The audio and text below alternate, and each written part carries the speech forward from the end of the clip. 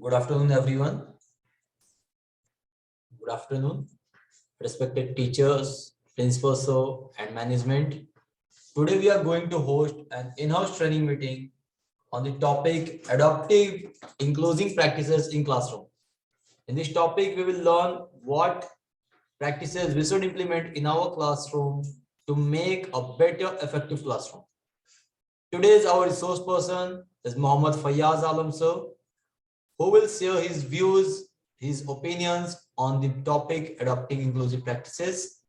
Now, I welcome Mr. Mohammad Fayyaz Alam sir to deliver his opinions, his views on this topic. And if you are disconnected between the meeting, so please re-click on the same link to join the meeting. Attendance form you will get when you will complete 40 minutes properly. Otherwise, you will not be able to fill the attendance form. Thank you, everyone. Now I am handovering the mic to our resource person, Mohammad Fayyaz also.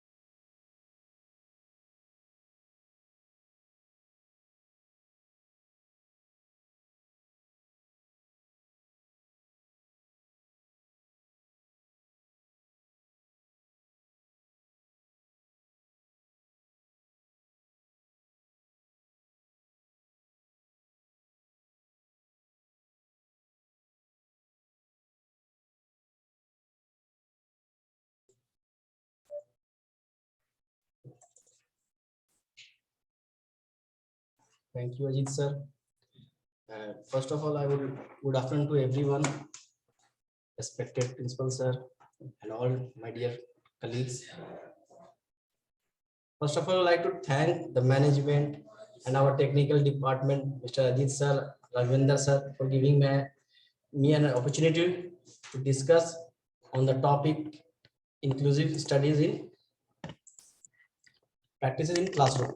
How we can adopt inclusive practices in classroom means how we can make the education teaching more effective, and what practices should be made in the classroom so that the student pay more attention to the topic, to the subject which are to be discussed or which have been discussed in the classes.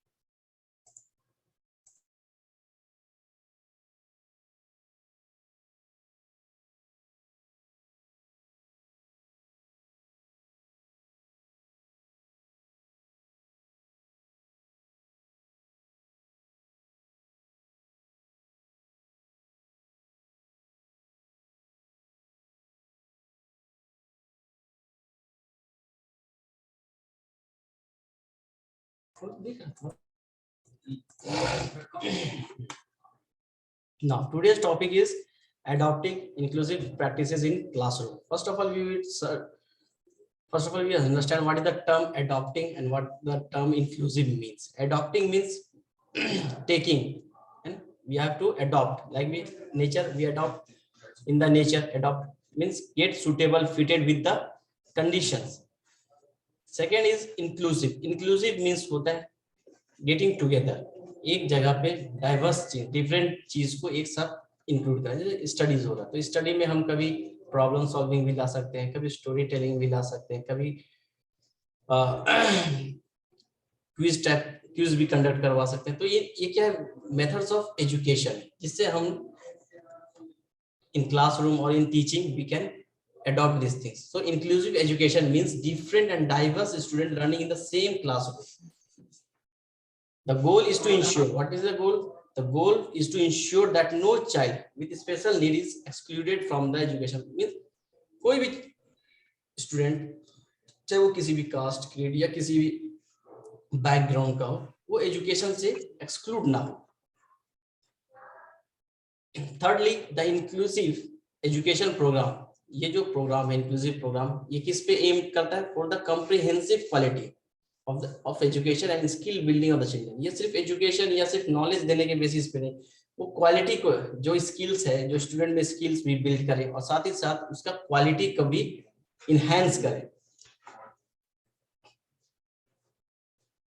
Now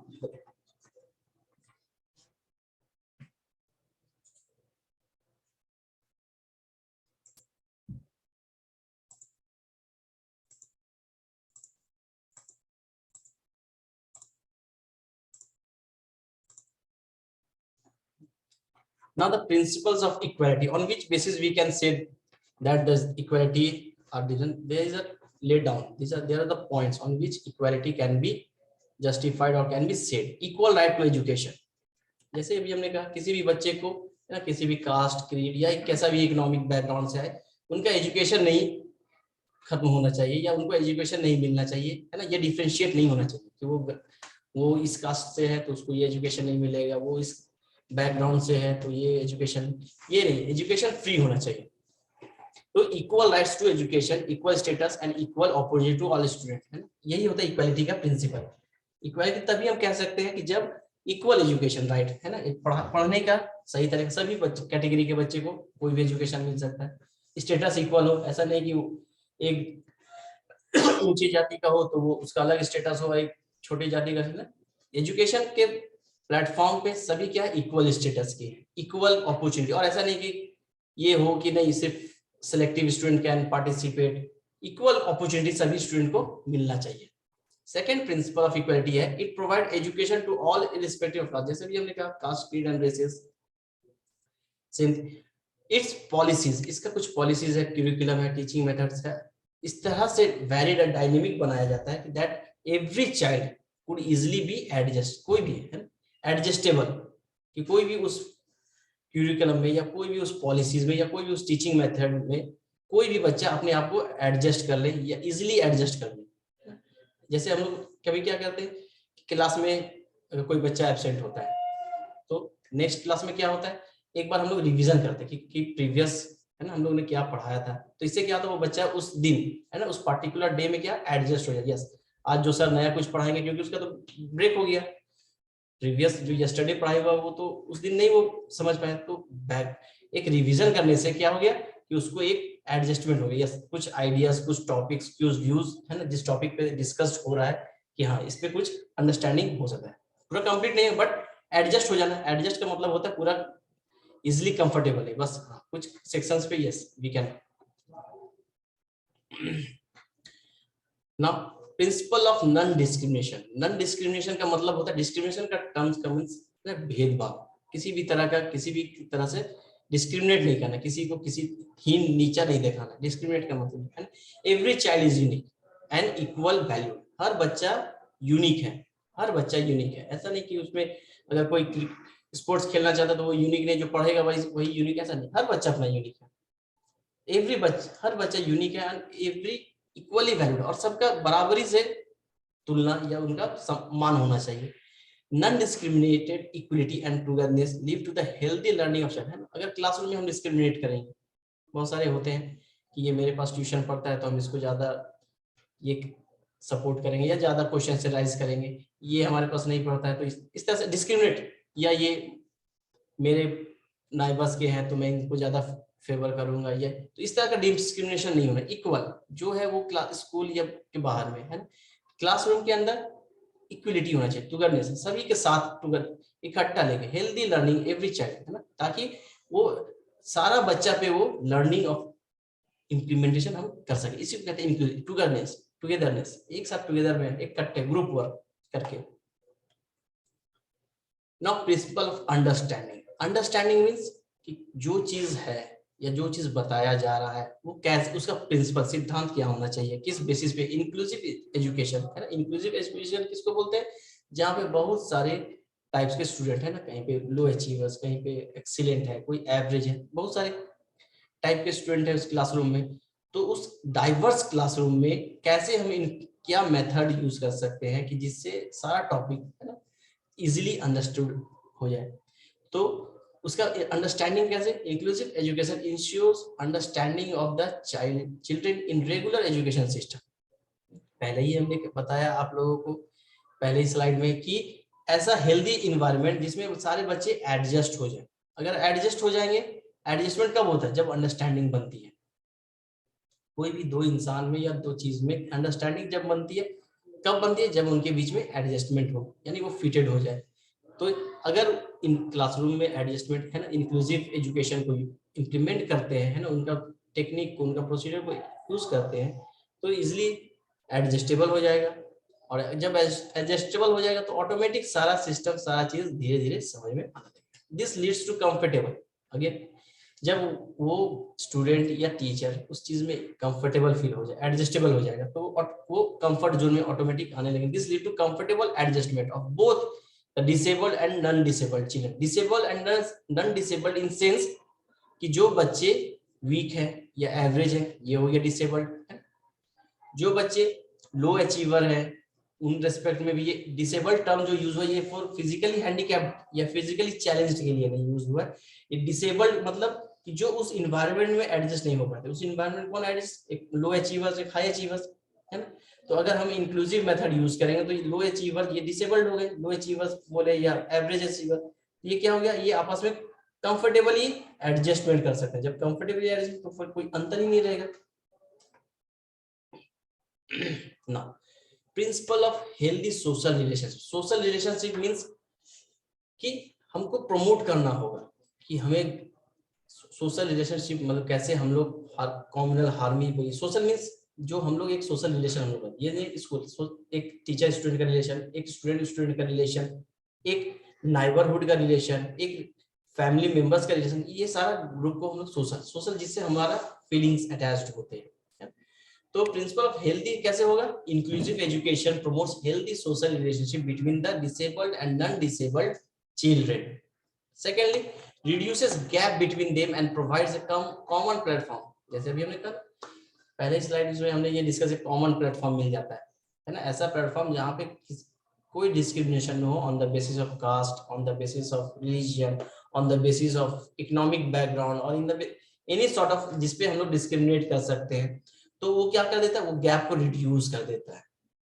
क्योंकि जब सब इकट्ठे आएंगे, जब एक साथ आएंगे, तो कब सब साथ में आते हैं, जब उनके बीच का डिफरेंस दूर हो। जैसे पॉलिटिकल पार्टीज कब साथ में आते हैं, जब उनके बीच का डिफरेंस दूर हो, तभी वो लोग जॉइंट अलायंस करते हैं। उसी तरह दो बच्चे या दो ग्रुप या दो कम्युनिटी कब साथ में आते हैं, जब उनके बीच का गैप है ना, डिफरेंसेस रिड्यूस होने लगे। तो ये कैसे आएगा, इंक्लूसिव। इंक्लूसिव मतलब जब हम लोग डिफरेंशिएट करना बंद करेंगे ना। कोऑपरेटिव, कोऑपरेटिव एफर्ट मींस को का मतलब होता है साथ में, है ना, सहमति, कोऑपरेटिव। तो inclusive education is based on cooperation. इसमें वन साइडेड नहीं होता है, ऐसा नहीं कि सिर्फ एक बच्चा कोऑपरेट करेगा दूसरा बच्चा नहीं, है ना।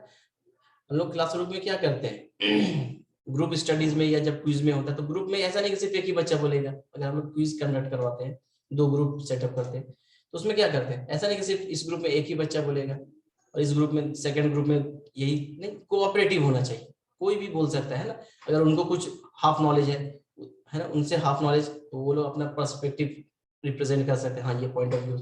तो inclusive education is based on cooperative. ये जब तक कोऑपरेशन नहीं आएगा तब तक हम लोग इंक्लूसिव एजुकेशन को क्लासरूम में इंप्लीमेंट या सक्सेसफुली अप्लाई नहीं कर पाएंगे। तो इसके लिए क्या होना चाहिए, कोऑपरेशन होना। अब ये कोऑपरेशन एमंग द आर्टिकल्स, अब कह सकते हैं जो उस क्लासरूम में प्रेजेंट है या उस प्लेस पे जो प्रेजेंट है। अब क्लासरूम में स्टूडेंट और टीचर होते हैं, है ना, तो जब तक इनका cooperation between teachers, special teachers, administration, ये सारा जब स्कूल के टर्म्स में होगा, जब एक पर्टिकुलर, जब हम स्कूल के बेसिस पे बात करेंगे तो वहां पे एडमिनिस्ट्रेशंस भी आ जाएंगे, साथ में पेरेंट्स का भी कोऑपरेशन होना चाहिए, which in turn lead to better education sorry and healthy life ahead of all the children, है ना। इससे क्या होगा, अगर पेरेंट्स मैनेजमेंट का हो या टीचर से मैनेजमेंट हो कि हाँ आज बच्चे ने क्या सीखा या कल आपका पीटीएम है, बहुत गार्जियन क्या होते हैं पीटीएम में नहीं आते मैक्सिमम से, तो क्यों, जब वो इंटरेक्शन होगा, जब कोऑपरेशन होगा, जब टीचर और पेरेंट्स का, तभी वो बच्चा एजुकेशन के हाँ उसमें क्या वीकनेस है या क्या किया जा सकता है जिससे उसका जो एजुकेशन है वो हेल्दी, हेल्दी का मतलब अच्छा से वो सीख सके, पढ़ सके, या क्या चीज में उसको डाउट प्रॉब्लम्स में आ रहे हैं। जब तक इंटरेक्शन नहीं होगा, जब तक पेरेंट्स टीचर में कोऑपरेशन नहीं होगा, तब तो ये हेल्दी हो नहीं सकता। इसीलिए इंक्लूसिव एजुकेशन अगर हम स्कूल में चाहते हैं तो स्कूल में क्या होना चाहिए, टीचर्स स्टूडेंट के बीच में कोऑपरेशन होना चाहिए, टीचर्स एडमिनिस्ट्रेशन के बीच में कोऑपरेशन होना चाहिए, एडमिनिस्ट्रेशन पेरेंट्स के साथ कोऑपरेशन होना चाहिए कि हाँ आपके बच्चे में या हाँ सर मेरे बच्चे को ये प्रॉब्लम होती है। तो जब तक इंटरेक्शन नहीं होगा, जब तक कोऑपरेशन नहीं होगा, जब तक फीडबैक नहीं आएगा या जब तक कुछ सजेशंस नहीं आएंगे, तब तक हम हेल्दी एजुकेशन किसी भी एक बच्चे के पर्सपेक्टिव में ये कहना मुश्किल है। तो इसीलिए इंक्लूसिव एजुकेशन ये प्रिंसिपल करता है। प्रिंसिपल ऑफ लर्निंग स्टाइल, अब कैसे इसका क्या लर्निंग है ना, सीखना, कोई भी आदमी चीज नया चीज सीखता है तो उसका कैसे हम लोग इम्प्लीमेंट, तो children have varied needs and abilities, हर बच्चे का अपना है, कोई बच्चा आर्ट्स में अच्छा है, कोई बच्चा स्पोर्ट्स में, कोई सिंगिंग में, है ना। तो ऐसा नहीं कि जो स्पोर्ट्स आएगा उसको एकदम मैथ्स आना चाहिए या जिसको मैथ्स आता है उसको स्पोर्ट्स आना चाहिए, ऐसा कोई नहीं है ना। इसीलिए चिल्ड्रंस हैव वेरिड नीड्स, उनका बहुत डिमांड अलग जरूरतें होती हैं और उनमें एबिलिटीज भी बहुत होती है ना। अगर थोड़ा सा पुशअप उनको मिल जाए या थोड़ा सा अगर सपोर्ट मिल जाए तो वो गेम्स में अच्छे कर लेते हैं। अगर थोड़ा सा अच्छा उनको फीडबैक मिल जाए तो वो कंपटीशन एग्जाम क्विज कंपटीशन हो या दूसरे स्टेट लेवल बेसिस पे कोई भी कंपटीशन हो तो उस पे वो ऐसे राइटिंग हो, लेटर राइटिंग हो, इस तरह से। तो बच्चे में है टैलेंट, जस्ट लिटिल बूस्टअप चाहिए, थोड़ा सा बूस्टअप, क्योंकि उनमें एबिलिटी है, बस उनको जैसे होता है ना सामान रखे रखे धूल पड़ जाता है, उसको सिर्फ साफ करने की जरूरत है। उसी तरह बच्चे को जस्ट बूस्टअप, वो जान रहे हैं, उनको जो बताया गया बस उनके एबिलिटीज को निखारने के लिए क्या उनको बूस्टअप करना होगा, और प्रैक्टिस तो यही है, practice makes a man perfect. So now inclusive education facilitate, क्या फैसिलिटेट करता है, different learning style in the classroom so that every child could learn approx. बहुत सारे बच्चे का लर्निंग का इसमें क्या है, इमेजिनेशन से वो सीख सकते हैं, बहुत सारे बच्चे क्या है कॉन्सेप्चुअल फिगर के बेसिस पे, बहुत सारे क्या है आप रिटेन उसको दे दे या कुछ वर्बली भी सीख जाते हैं। तो ये कैसे आपको एग्जांपल सभी बच्चे, तो आपको ऐसा इन्वायरमेंट या ऐसा इंक्लूसिव मेथड यूज करना है ताकि क्लास में हम effectively maximum number of student तक को लर्निंग हम करा सके, है ना। जैसे बॉडी लैंग्वेज से, किसी को बॉडी लैंग्वेज से, किसी को इमेजिनेशन, इमेजिन करो, है ना, ये 4 पॉइंट्स मिलके क्वाड्रिलेटरल बनेगा, इमेजिन करो ये लाइन का, ये सन से जो लाइट आ रहा है वो क्या है, एग्जांपल रे का, तो इमेजिनेशन से उनका बहुत सारे को, अब जस्ट सिंपली हम डेफिनेशन बता दें, है ना, तो कुछ बच्चे को समझ में आ जाए, बहुत सारे को बच्चे को नहीं समझ में आए, तो उस केस में क्या करना है, या ऐसा एडेप्टिव यूज करना है कि हमको उसका एक प्रैक्टिकल एग्जांपल उसके लाइफ से, डेली लाइफ से यूज करें, है ना। जैसे फॉर एग्जांपल अगर हम किसी को रेप बताना है कि रे का एग्जांपल की इसको कहते हैं, है ना, तो जो है अचीवर, हाई अचीवर वो इजीली बता सकते हैं, है ना। ये मेनली लो अचीवर और एवरेज के लिए, तो उनको एक प्रैक्टिकल एजम्पशन, है ना, प्रैक्टिकल व्यू कि हाँ देखो सन से जो लाइट आता है उसी को रे कहते हैं, या टॉर्च से जो लाइट निकलती है ना, रे किसको कहते हैं, जिसका एक एंड पॉइंट फिक्स हो। लाइन सेगमेंट का ही एक पार्ट है जिसमें एक पार्ट फिक्स्ड होता है और एक पार्ट एंडलेसली एक्सटेंड कर सकता है। तो इस तरह से हम लोग उसको इमेजिनेशन से भी body language by practical natural example से भी हम उनको सिखा सकते हैं। नाउ रिस्पॉन्सिबिलिटीज, ये बहुत जरूरी, सिर्फ लर्निंग या सिर्फ अंडरस्टैंडिंग होने से कुछ रिस्पॉन्सिबिलिटीज भी होने चाहिए, है ना। स्टूडेंट का अपनी रिस्पॉन्सिबिलिटी है टाइम टू टाइम होमवर्क करना, टीचर्स की अपनी रिस्पॉन्सिबिलिटीज है कि अगर डेली बेसिस पे एक रिवीजन हो या वीकली बेसिस पे एक छोटा सा एग्जाम हो जाए छोटा सा, तो रिस्पॉन्सिबिलिटीज जरूरी, ये तभी इफेक्टिव होगा इंक्लूसिव जब उसकी रिस्पॉन्सिबिलिटीज इंपॉर्टेंस को समझे। तो it is the responsibility of the school to meet the educational need of the disabled and marginalised group of student, है ना। किस बच्चे को क्या चाहिए, किस तरह का एजुकेशन चाहिए, है ना, उस तरह का उनका नीड, ये टीचर्स का रिस्पॉन्सिबिलिटी है। अगर कोई बच्चा इमेजिनेशन से या बाय ड्राइंग पिक्चर्स से अगर समझ सकता है किसी भी टॉपिक को, तो उसको उस हिसाब से समझाया जाए, अगर कोई बच्चा नहीं थ्योरम या कोई प्रैक्टिकल एग्जाम्पल से समझ में आता है उसको, तो उस तरह से the school also adapt to the need of the learners so that they could accommodate easily and effectively. School या टीचर्स क्या करना चाहिए, ऐसा उनके नीड्स, स्टूडेंट का जो नीड है उनको अडेप्ट करना है ना। अब जब हम लोग को समझ में आ गया कि यस इस क्लास को इंग्लिश अगर ऐसे बताना है या स्टोरी बताना है, तो उनको प्रैक्टिकली यानी खुद कैरेक्टर में आके कोई स्टोरी हमको अगर, तो दो बच्चों की स्टोरी का जो कैरेक्टर है उस तरह से रिप्रेजेंट करके अगर हम लोग करते हैं ना, यानी उस तरह से वो इजिली अंडरस्टूड कर सके, तो वो चीज हम लोग को करना चाहिए। तो हम लोग को अंडरस्टैंड करना होगा कि जो स्टूडेंट है वो उनका नीड क्या है, यानी किस तरह से वो इजिली समझ सकते हैं। Principle of protection of rights, protection, अब इसका भी राइट्स है। Every child has a fundamental, ये फंडामेंटल है कि एजुकेशन फंडामेंटल है, basic equality and opportunity, strength and limitation, ये बेसिक राइट्स है हर बच्चे का। जैसे हम लोग का फंडामेंटल राइट्स है, एवरी सिटीजन, हर सिटीजन का राइट है कि वो वोट दे सकते हैं, उसी तरह हर बच्चे का बेसिक एजुकेशन का राइट है, फंडामेंटल राइट है। तो every child has a fundamental right to education, है ना, एजुकेशन उनको चाहिए। इसीलिए सरकार ने बहुत सारी योजनाएं भी की है ना, आप लोग हम लोगों ने देखा भी है, सरकारी स्कूलों में मिड डे मील्स का भी किया गया है, सरकारी स्कूलों में गर्ल्स बच्चों को स्कॉलरशिप, साइकिल, बहुत सारे आपने देखा होगा। ये किस लिए, ताकि उनमें इंटरेस्ट या एजुकेशन जो राइट है वो दिया जा सके। The main motive of the government और the state government is to give education to each and every, बहुत सारे स्कॉलरशिप भी आ गया है आजकल, प्री बोर्ड, प्री मैट्रिक, तो इस तरह का एजुकेशन किस लिए किया है, ताकि बच्चे एजुकेशन से जुड़े रहे, जुड़ेंगे तभी उनको फैसिलिटीज मिलेगी।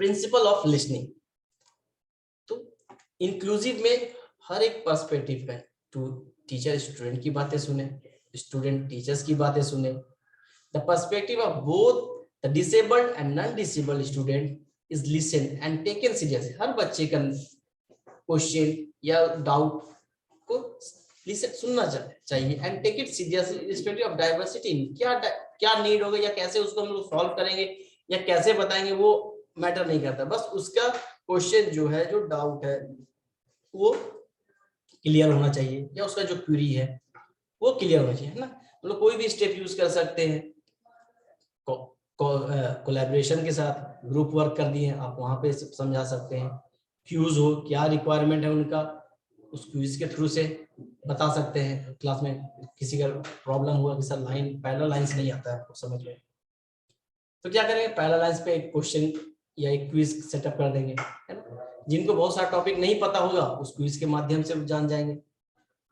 तो बहुत सारा मेथड स्टेप्स यूज करना होगा, तो जब तक हम लोग सुनेंगे नहीं, until and unless we don't listen or give attention to the student, or student don't give attention to the teacher, this the inclusive study teaching method will not be effective. Now the principle of better living, अच्छी जिंदगी या अच्छा रहन के लिए क्या है, inclusive, again inclusive, है ना। हम लोग ग्रुप में जब आएंगे तो देखेंगे कि हाँ अगला कैसे रहना चाहिए, उसमें अवेयरनेस होगा हेल्दी, साफ सुथरा, क्लीन रहने का। तो inclusive education allows all the children to live to the best of best, sharing of feelings with peers and teachers, है ना। peers मतलब अपने ग्रुप में होता है ना, हर ग्रुप में एक स्टूडेंट जो ज्यादा जानता है, मतलब जल्दी समझ में आया, वो क्या होता है, उसका टीचर हो जाता है, वो होता है पीर, है ना, या फिर टीचर्स। तो शेयरिंग करना होगा, फीलिंग को शेयरिंग करना होगा कि हाँ सर हम कैसे इसको इम्प्रूवमेंट कर सकते हैं, या क्या किस तरह से रहने से हमको लिविंग स्टैंडर्ड में बेटर होगा। तो ये जब तक कैसे आएगा, जब तक शेयरिंग नहीं होगा। Every child gets access to knowledge according to the ability and potential, हर क्लास का एक अपना कैपेसिटी होता है, उसी तरह हर चाइल्ड का एक अपना कैपेसिटी होता है कि वो कितना नॉलेज या कितने अपने, अब अगर उसका पोटेंशियल हाई है, अगर उसमें है, तो वो अपना नॉलेज इंक्रीज कर सकता है, बट वो अब सीखना ही नहीं चाहे या इंटरेस्ट ही नहीं दे, तो उसका तो एबिलिटी इंक्रीज होगा नहीं। तो फॉर दिस इंक्लूसिव, तो जब तक उसको ये फील नहीं होगा कि नहीं सभी सीख रहे हैं सिवाय मेरे, तो तो इससे क्या होगा, उसका पोटेंशियल, उसके अंदर ये फीलिंग होगी नहीं मुझे भी सीखना है। तो जब तक वो अपने एबिलिटी को या अपने अंडरस्टैंडिंग को जब तक इंक्रीज नहीं करेगा तो वो नॉलेज अकॉर्डिंगली नहीं यूज कर सकते। बेनिफिट, अब इंक्लूसिव एजुकेशन का बेनिफिट्स क्या है? Inclusive education can help break the cycle of poverty and exclusion. अगर हम डिफरेंशिएशन हटा दें कोई भी बच्चे में, तो इससे क्या होगा, बच्चे सीखेंगे तो ऑटोमेटिक पॉवर्टी एंड एक्सक्लूजन है ना, अगर डिफरेंट नॉलेज डिफरेंट आइडियाज आएगा, इंक्लूसिव एजुकेशन डिफरेंट आइडियाज आएगा, तो इससे क्या होगा, उनका पॉवर्टी है ना, अगर वो बैक इकोनॉमिकली है तो इंप्रूव कर सकते हैं, बेटर कर सकते हैं पॉवर्टी अपना। Now it also encourage children to stay with their families and communities, है ना। इंक्लूसिव क्या होगा, अपने सोशल, जैसे हमने सोशल रिलेशन भी होना चाहिए। सोशल रिलेशन कब होगा, जब फैमिलीज के साथ रहेंगे, है ना, बड़ों के या अपने किसी कम्युनिटीज के साथ रहेंगे, मतलब एक अपने फील्ड में।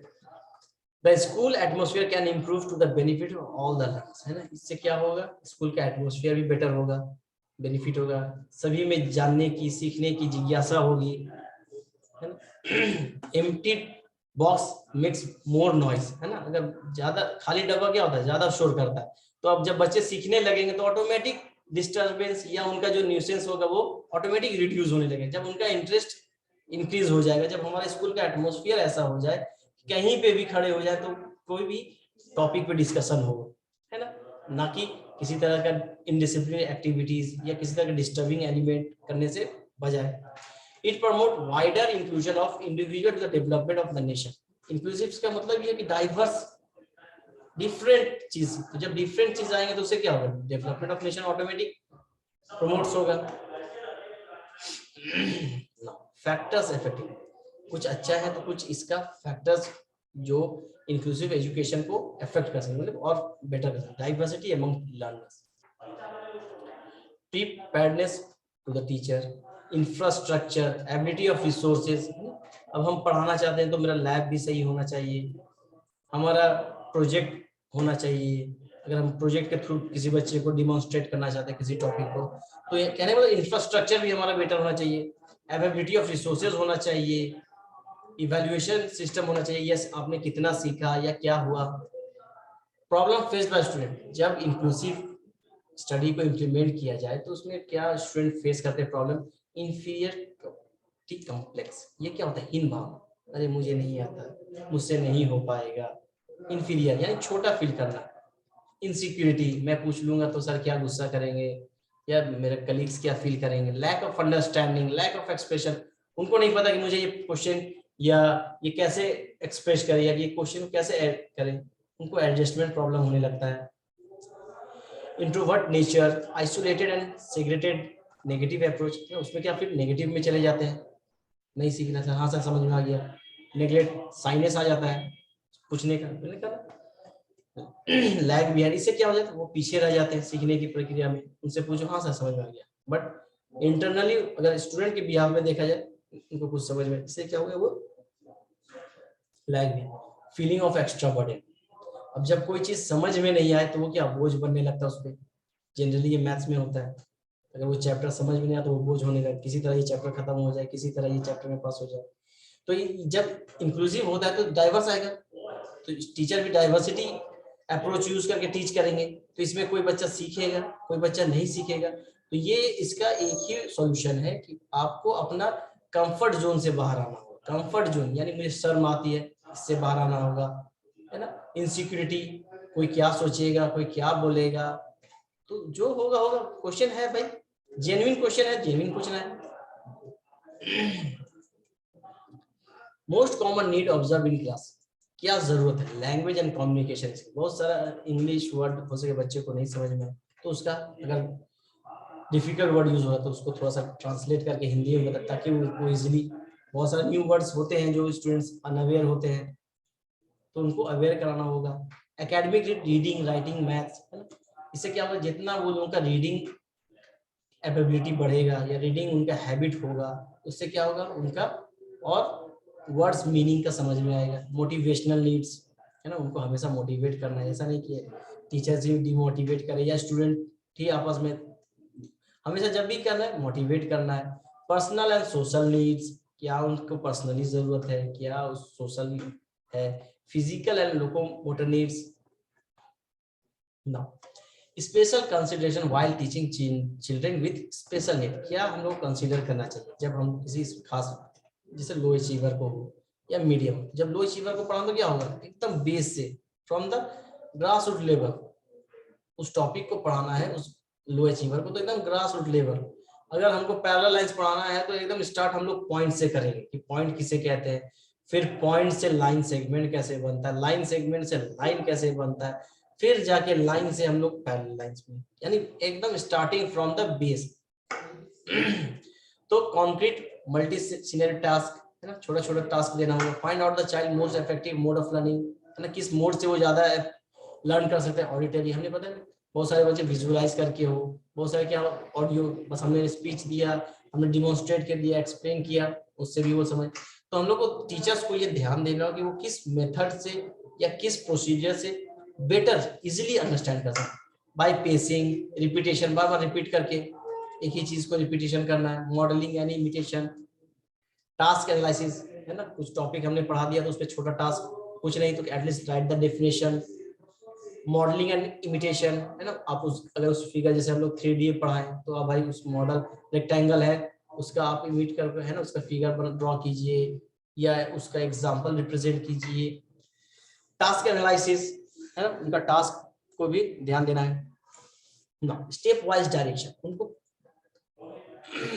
डायरेक्ट भी करना है, गाइड भी करना है। यस, ये स्टेप के बाद जैसे हम लोग कंस्ट्रक्शन में करते हैं, पहले एक लाइन सेगमेंट बनाएंगे, उसके बाद क्या करेंगे, उसके बाद कौन सा स्टेप लेंगे, क्या किस मेजर का रेडियस लेके आर्क बनाएंगे, कैसे इंटरसेक्ट करेंगे। तो स्टेप बाय स्टेप इस तरह से हम लोग कंस्ट्रक्शन मैथ के रेस्पेक्ट में अगर जो टीचर्स होंगे उनको इजीली समझ में आएगा।